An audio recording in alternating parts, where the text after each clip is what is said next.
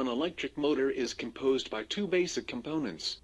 The stator, that contains electric coils to produce a rotating magnetic field, and the armature, that interacts with the rotating magnetic field of the stator, rotating with it, and producing the torque on the drive shaft, the main object of the motor.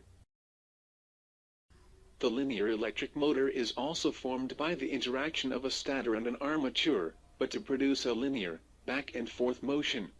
In the linear motion terminology, the stator, containing the electric coils, is commonly referred as the primary, and the armature is a secondary, that can be an aluminum plate or contain rare earth permanent magnets.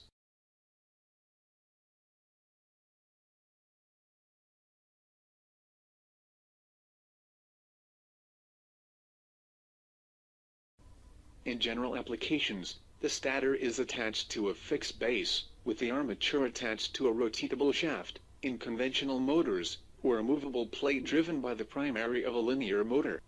The interest here is focused on the arc electric motors, in which the armature is semicircular, and the stator moves in accordance with that semicircle.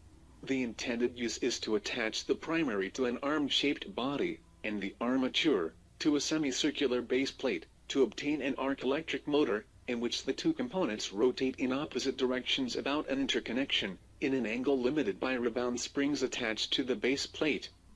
The final object is to obtain an arc electric motor intended to move linearly, in one direction only.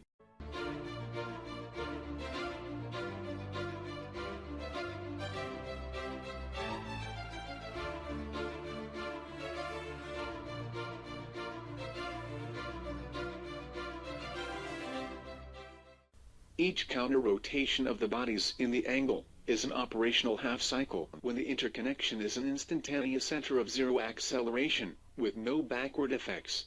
From this condition, the cyclic unbalanced rotation can provide the intended pulsed forward motion. Just before the impact upon the spring, the electric power is turned off, to allow the interaction of the two bodies during rebound to be done through their angular momentum only.